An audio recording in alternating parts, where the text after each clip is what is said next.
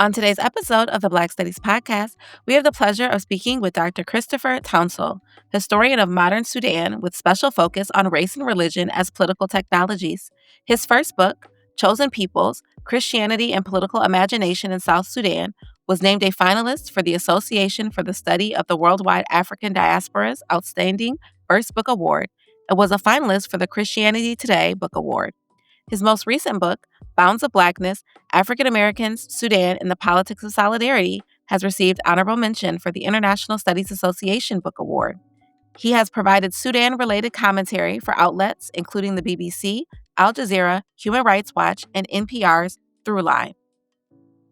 Hello, everyone. Welcome to another episode of the Black Studies Podcast. Today, we have the pleasure of speaking with Dr. Christopher Tounsel, Associate Professor and Director of Graduate Studies, Director of the African Studies Program, and Walker Family Endowed Professor in History at the University of Washington. How are you doing today, Dr. Tounsel? I'm doing very well. Thank you so much for having me. Thank you for being here. So, let's dive in. So, how did you get into doing the work of Black Studies and what keeps you committed to that work? Sure, absolutely. So I would say that I have been interested in Black history my whole life. And, my mom and dad were very keen on making sure that I had, children's history books about, the canonical figures, Harriet Tubman, Frederick Douglass, right? Booker T, Dr. King. And so I think subliminally they were kind of pressing me towards Black studies just based off of the bookshelves, in my house. So I would say that, but certainly, by the time I got into grad school, I was very much interested in examining the ways in which kind of colonized peoples were using religion for their own purposes. And so it was from that point that I landed on the Sudan, which, has this really eclectic mix of Blacks and Arabs and Christians and Muslims, colonialism, post-colonialism. I kind of think it's like the Louisiana of Africa, if that makes sense. It's kind of like a really unique cultural mix. So I would say that that's how I got into Black studies, really, really firmly. But in terms of my commitment to Black studies, I mean, I was in grad school at the University of Michigan during, I entered in the fall of 2009. So kind of the Obama administration was just kind of getting off the ground. But, it was in grad school when Michael Brown was killed, when Trayvon Martin was killed. I remember being, on campus, watching the kind of announcement that the grand jury had decided not to indict the police officer who had killed Michael Brown. And I was in that room with folks like Martha Jones, who at the time was at U of M, but is now in Johns Hopkins. And so as I was getting trained, right, and kind of writing my dissertation, the kind of imperative nature of kind of Black studies work was really being impressed upon me as these events, outside of the ivory tower were happening. And so I knew that I wanted to do work that like really mattered, and I know that as academics, right, we're not supposed to invalidate any field of inquiry, right? But in terms of what really mattered to me as, a Black man, a husband of, a Black wife, a father of a Black son, like work that really matters in terms of like making life better for the people that I identify with, So yeah. Thank you. Um, I I was in I was also in grad school when those things were happening. And so yeah, that was a very pivotal moment, like, and it was such a, there were so many deaths that were so highly publicized that it was definitely a lot. Like, it I don't think I've ever actually thought about the impact that that probably had on the grad school experience. And then Yeah. Yeah, Mhm. like, um, I remember, in addition to watching the, announcement that the grand jury would not indict, um, I remember watching CNN when the Trayvon Martin verdict was announced, and, that for me was I think for me, that was my proverbial, I'll just say Emmett Till or Rodney King moment, right? Like it's one thing as an historian to know, okay, Emmett Till, like, wow, like they knew what happened and still didn't convict.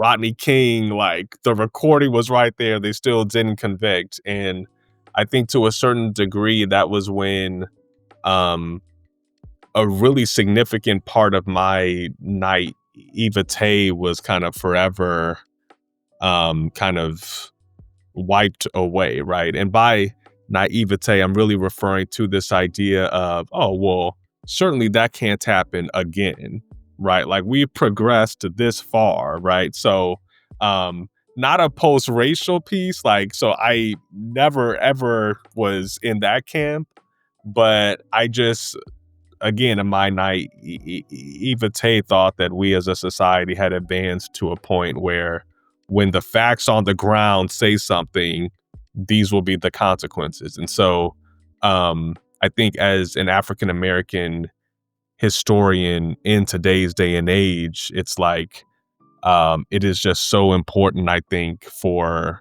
kind of the work of Black studies to constantly be reminding students that this is the history, but as the saying goes, the past is never past, and so if it happened before, it can't happen again. Absolutely.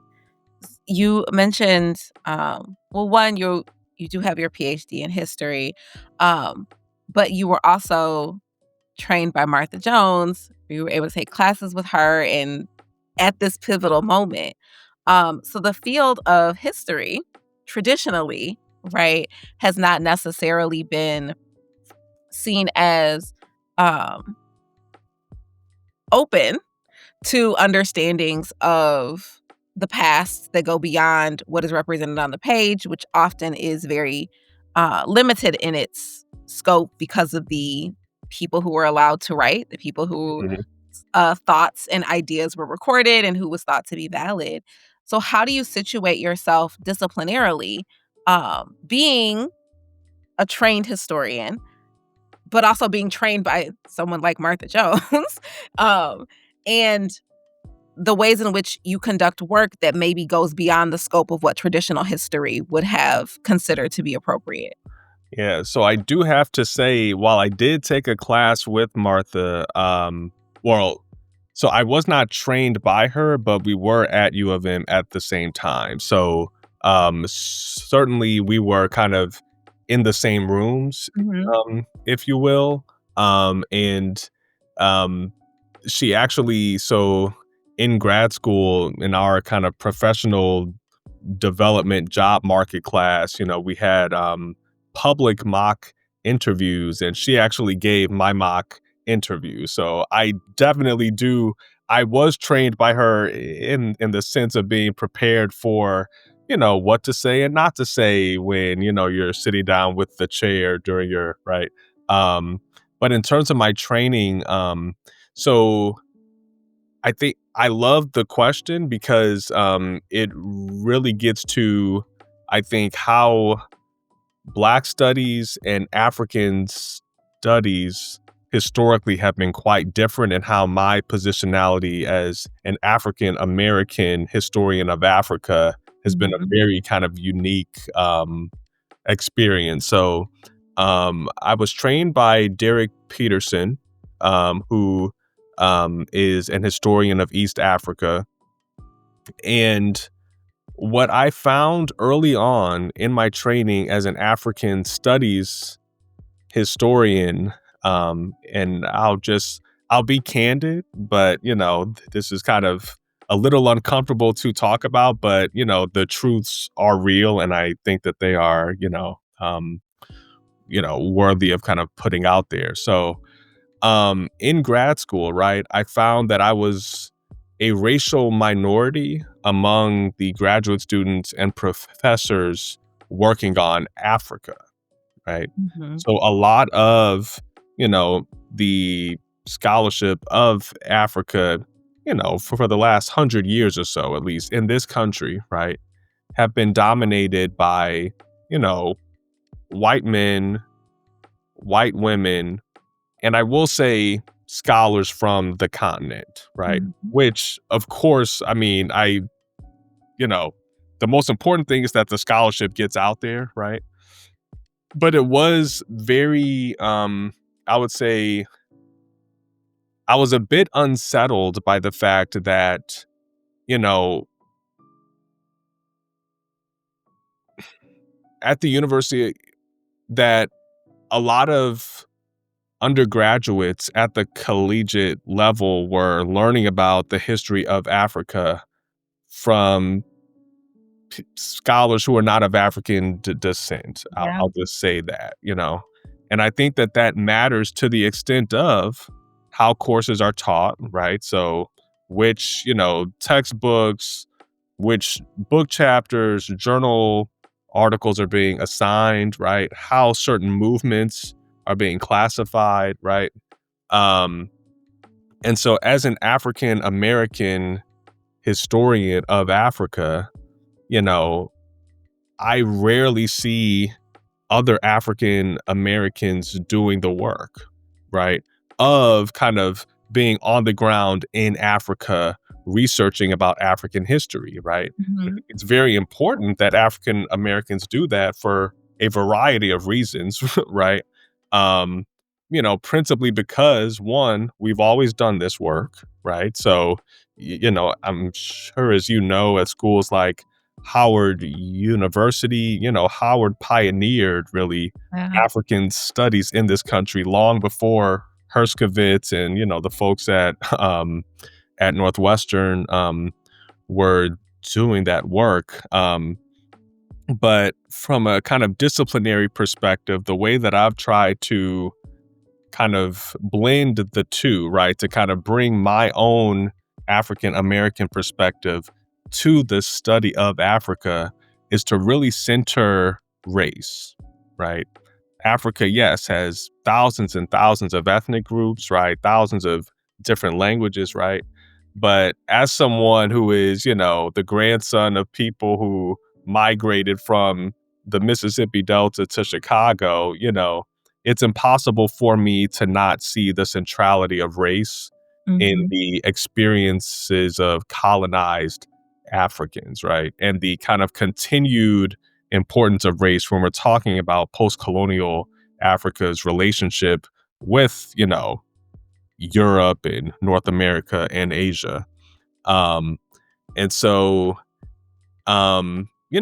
everyone doesn't share that same kind of impulse, if you will. And so I think that as an African American studying Africa, I think it's very important that, that perspective be brought to bear because I think that there is a risk of kind of seeing Africa as a kind of post-racialized context, right? That when we use words like post-colonial, it implies that certain, phenomena, certain forces and understandings that have been used to marginalize and oppress Africa, the continent, are no longer at work. And we know that that's just factually incorrect, right?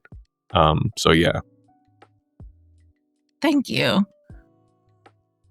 How do you see the work that you do informing, um, how you approach teaching, right? Like, Black studies is very much rooted in the teaching dimension. Mhm. So how does your work inform what you do in the classroom? Sure. Absolutely. I am very keen. So there are several classes that I teach at the undergraduate um, level.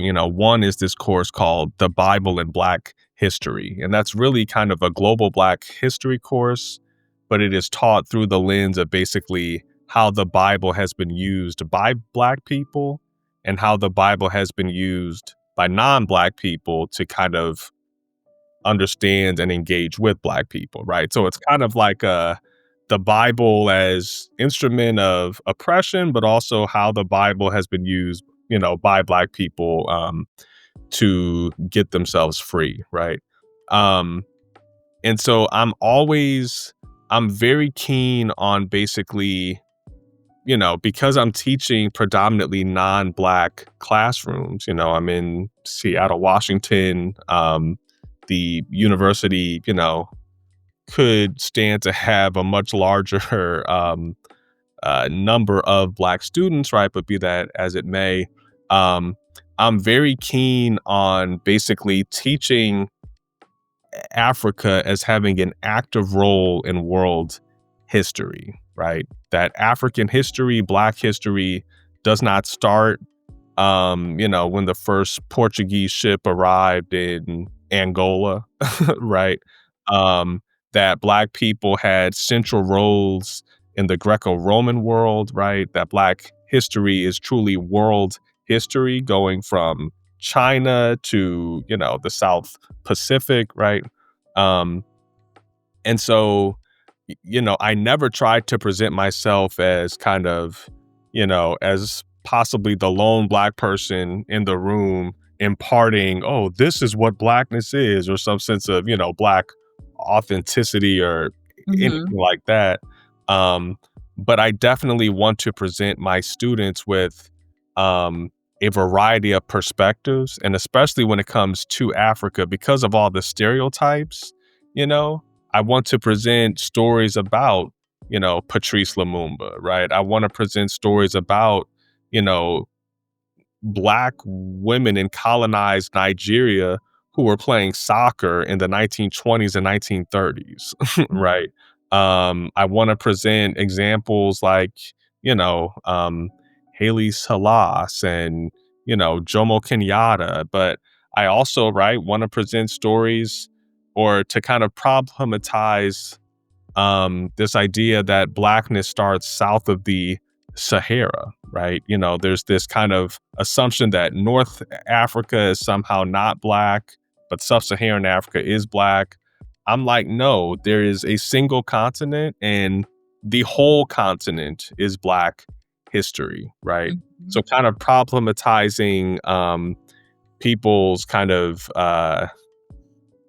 understandings of like Arab and Black experiences being wholly distinct, right? Um, so yeah, so I guess in a long way, it's just to say I approach my classroom as wanting to definitely, confront and contradict stereotypes about Black people, but in my classes, specifically Black Africans, and to say, well, if it's true that, France couldn't have won World War One without Senegal. Well, what else might be true about, the role of Africa in the global north? If it's true Mhm. that the United States, couldn't be the technological power it is without, you know, um, certain resources from Niger, what else might this mean in terms of what the world looks like in 2050, right? Um, so yeah, last but not least, and it's not something I talk about a lot, but I will say that, as a person of the Christian faith, I think that, you know, oftentimes I'm very interested in teaching and presenting stories about how Black Africans kind of used Christianity for their own purposes, right? Mhm. I think one of the narratives that is often swirling out there, and it is obviously rooted in fact. So I'm not, discounting the fact that, white Christian missionaries were among the kind of main harbingers of colonialism and racism and a lot of oppression. Like, yes, right. And I do teach that, right? I absolutely do, right? But I think that I am sensitive to kind of the ways in which Black peoples, not just in Africa, but around the world, have, you know, marshaled religion for the purposes of liberation. And in the midst of the oppression surrounding them, have found a kind of safe haven in the spiritual world, right? Mhm. Um, I know there's a lot of debate about this in Black studies for good reason. But that's just to say that I think that's also kind of one of the things that I would like to think that I, contribute to, the proliferation of Black studies today. Thank you. I want to build on that a little bit. I do want to ask you more about the last point that you made about the typical framing of Christianity on the continent. But also, I know that you talked about how there's this idea or framing of like Northern Africa being somehow different from Sub Saharan Africa. And I know your last book looked specifically at Sudan and the Mhm. conceptualizations of Sudan, both ancient and modern. Do you want to say a little bit more about how you expanded on that in the book? Yes, absolutely. Okay, now I can talk about this all day. I will be brief because I am interested to hear your thoughts as well. So, one of the premises of my book, right, is that um, there is an imagined Africa within the Black imaginary, right? And by this, I mean, if we think about, going into kind of the Afrocentric, I'll just say bookstore, in whether you're on the south side of Chicago, the east side of Detroit, Harlem, DC, right? You're gonna see, the Nefertiti iconography, Mhm. Black pharaohs, kind of ancient Nilotic symbolism, as well as, of course, the kente cloths from Ghana and perhaps some other iconography from throughout the continent. So, one of the arguments that I make in the book is that when it comes to Sudan, that when African Americans think about Sudan, historically and currently, it is often about the ancient, right? This idea that ancient kingdoms like Kush and Nubia represented a kind of Black glory, right? That predated the horrors, the humiliation of transatlantic slavery, right? That, when we hear, you know, um, the rapper Nas and his song I Can saying, we were kings and queens, never porch monkeys, right? Ancient Sudanese history is like one of these examples that Mhm. people like Cheikh Diop and Carter G. Woodson and William Leo Hansberry, right? Du Bois, they look to the Nile for this very like redeeming, humanizing work, right? But my thing, right, as an African American historian of modern Sudan, I'm like, well, what about the modern country, right? What about the modern region? Does this part of Africa only matter for the utility it can provide in terms of its ancient history? Or is it relevant today? And what does it mean if, we as Black people, just being real, right? Pick and choose certain parts of whether it's African history, African culture, African identity as somehow usable, or dare I even say marketable, right? But then we basically ignore, look past, marginalize those parts about Africa that either we find confusing, that we find might disrupt a particular narrative that we want, right? And what does that kind of say about Black solidarity, right? If I'm good with kind of wearing the kente cloth, but I can't actually name who the president of Ghana is right now, right?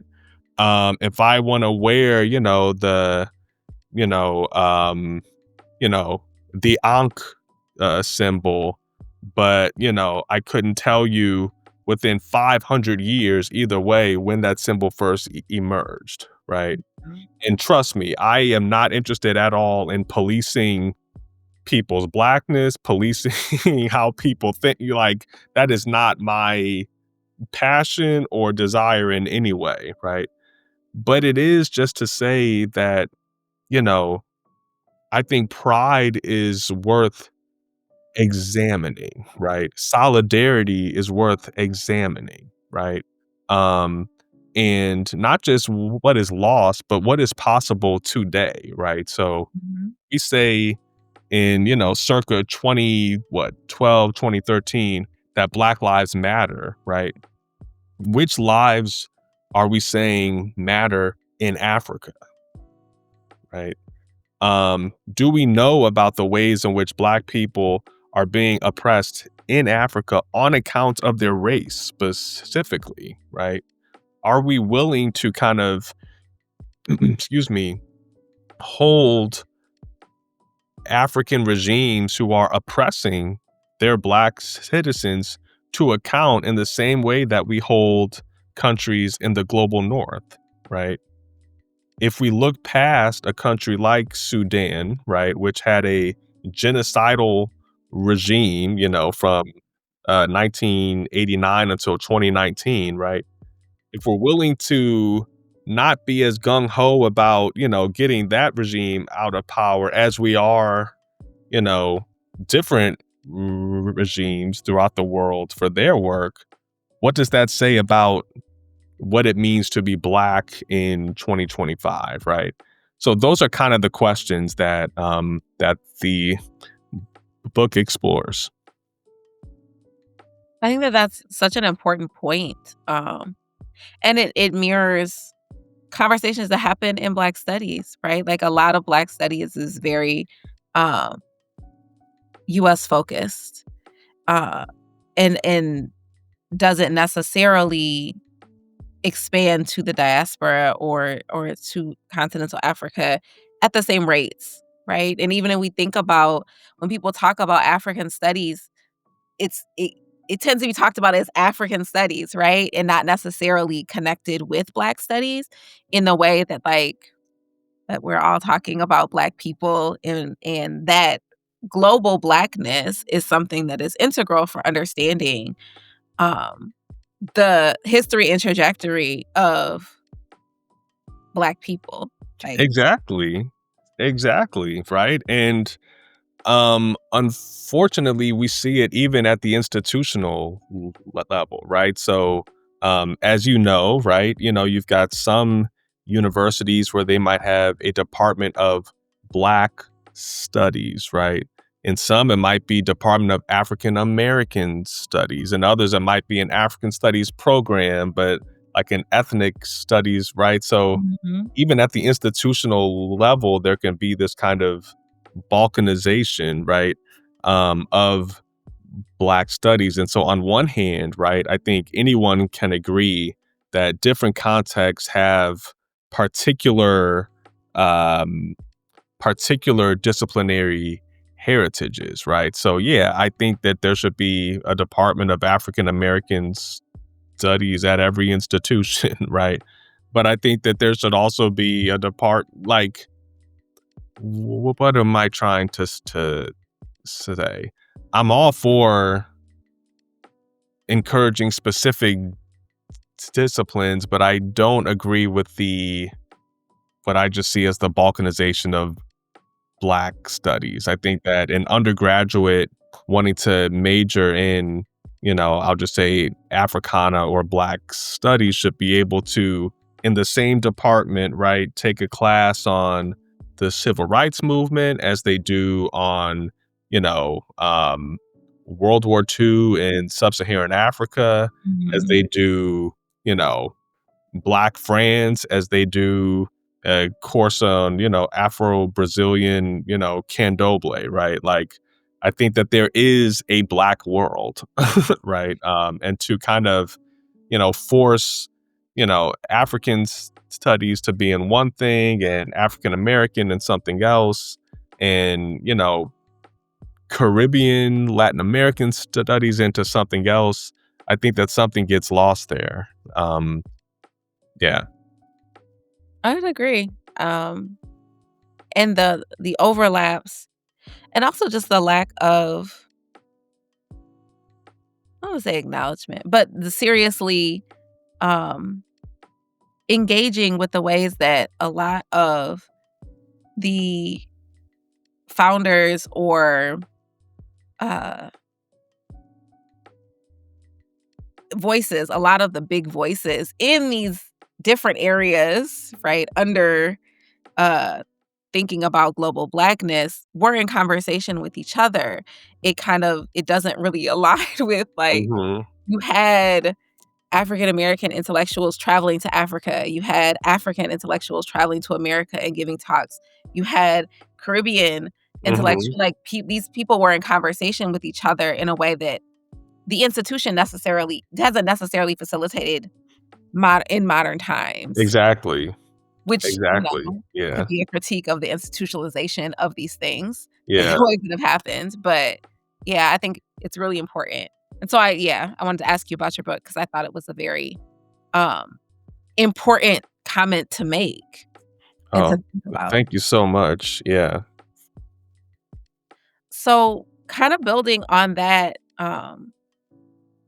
you've touched on this a little bit, Mhm. but I wanted to ask what interests you most about the past of the field, right? So, Sure. is it that really drew you into doing this work? Sure.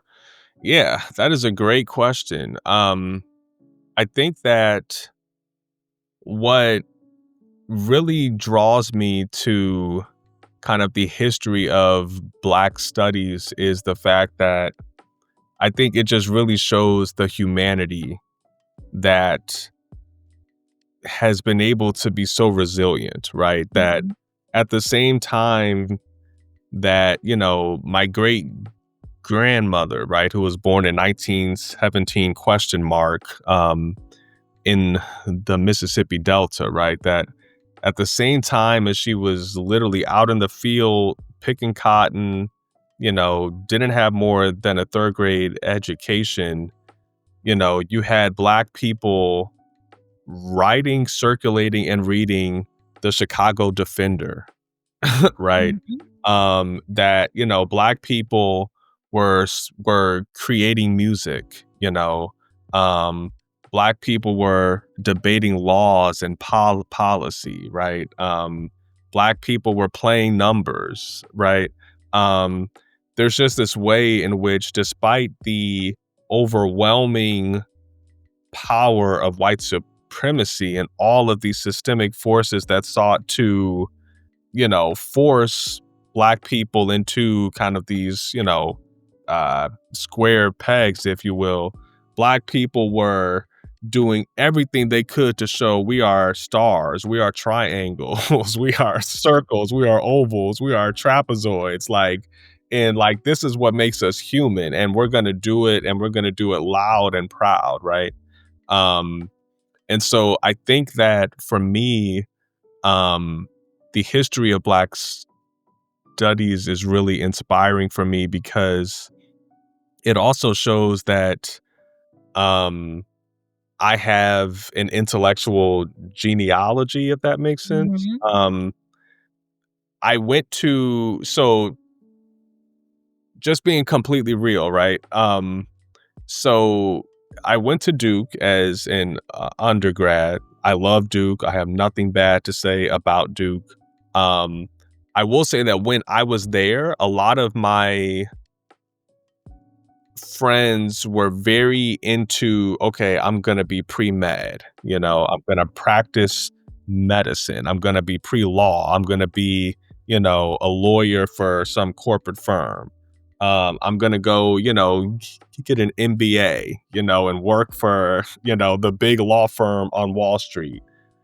I was like one of the few who was like, I'm gonna major in history, like read books and write about Um, and so reading about, um Elaine Locke and Carter G. Woodson and, Mary Church Terrell and, Black people who, like, back in the 1920s were, like, doing their thing, like, having academic conferences and, like, Asala, which I believe meets, at the end of this week, Yep.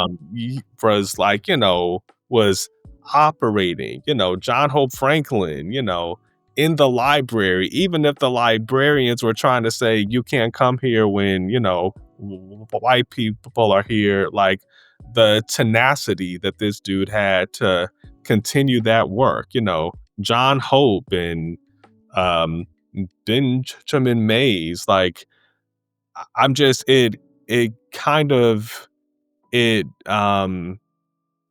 it gives me a sense of peace to know that, like, yeah, like, I stand not stand on the shoulders of, but, like, I am a part of, like, an historical legacy of this Mhm. work, just as much as, again, my great-grandmother, right? Um, so it's just to say that, like, it kind of helps me locate not just who I am, but then also the calling, right? Like, I Mhm. really do see Black studies as vocational work, right? So I am a professor, but I'll always be a scholar, right? One day I'm going to hang up my professor jersey and no longer be, but I'm always going to be a scholar, right? I'm always going to be like thinking and questioning and trying to historicize what's happening now, right?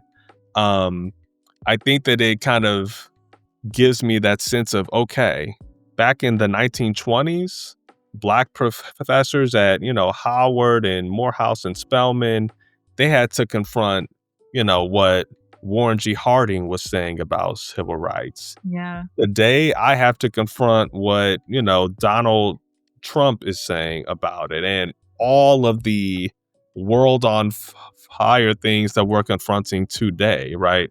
It's like, okay, let's go, right? And so I think that the heritage and the legacy of Black studies helps me to not have despair, right? It gives me a sense of hope, you Mhm. know. If I didn't have the past to look back to and to see all of the creative ways that, HBCUs and Black historians and other scholars were able to confront what they had to confront, um, I would, not have hope, and it is tough to have hope when everything that you see is, seems to be saying something else. But um, the fact is that we aren't in unprecedented times. I think it's, Mhm. clickbait to say this is an unprecedented. It's not.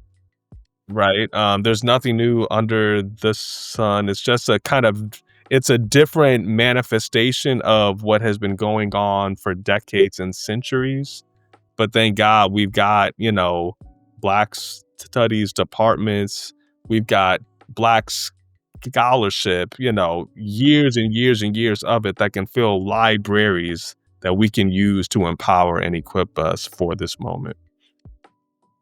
Thank you. I think that that is a great reminder. It can be very easy to get caught up in all of the numerous things that happen every single day. And like you said, like the clickbait and the headlines. Um, but remembering the lineage that you are in when you do the work of Black studies and that this isn't new or unprecedented is integral to not despairing, right? And to having that hope. And that's something that is always a great reminder. And I really appreciate it when people bring it up in these conversations because every day it's something new.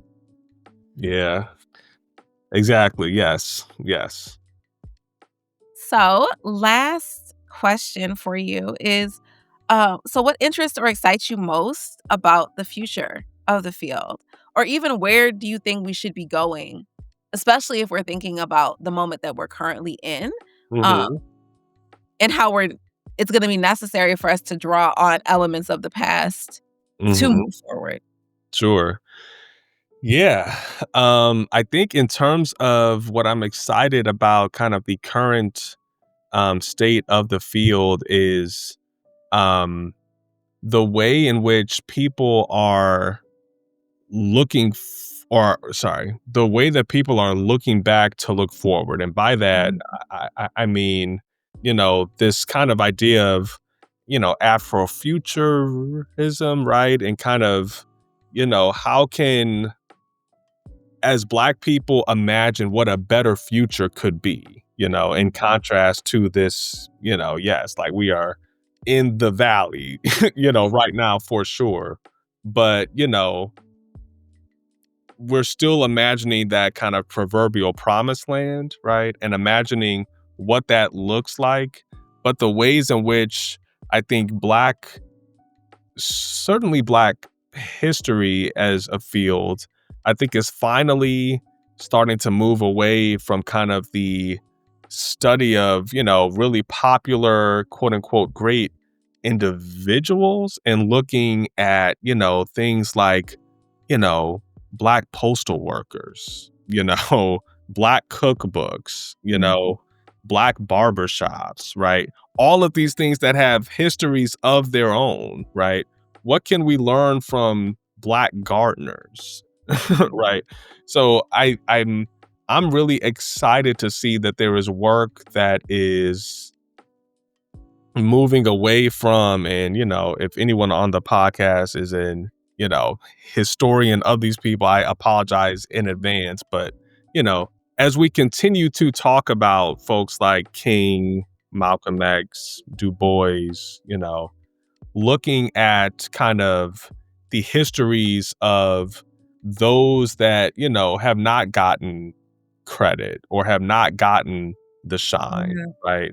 I recently saw something where, someone's like writing about, Black travel agencies, you know, like, yes, like that is worthy of inquiry as well, right? And there is a lot that we can learn from that too, right? mhm, So that's just to say that I'm really inspired by the ways that I think the subject matter of Black history is becoming more egalitarian and less firmly situated at like the elite kind of mhm, level, if that makes sense, and so I think that, that can really equip us for the fight moving forward because um, we have seen, unfortunately, I think there's a great distrust, right now, just being completely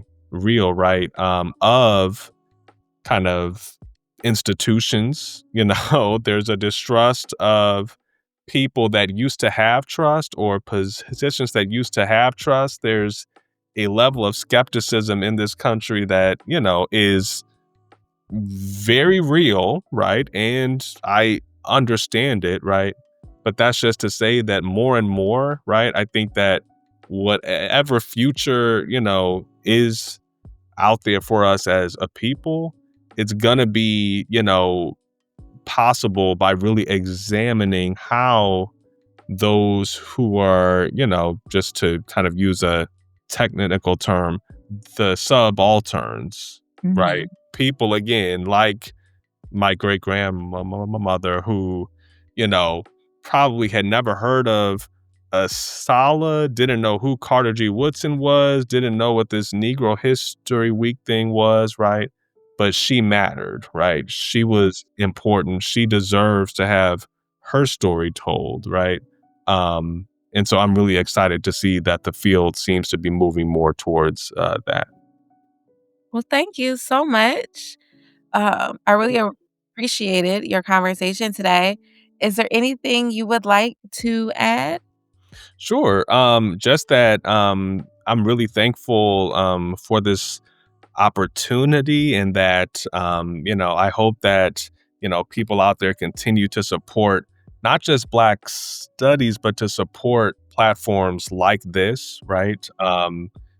Public intellectualism is real intellectual work and real labor. And it's so important that I think we have these discussions outside of traditional classroom spaces. So thank you. Thank you so, so much. I appreciate that, and I appreciate you for being here. I hope you have a wonderful rest of your day. All right. Thank you.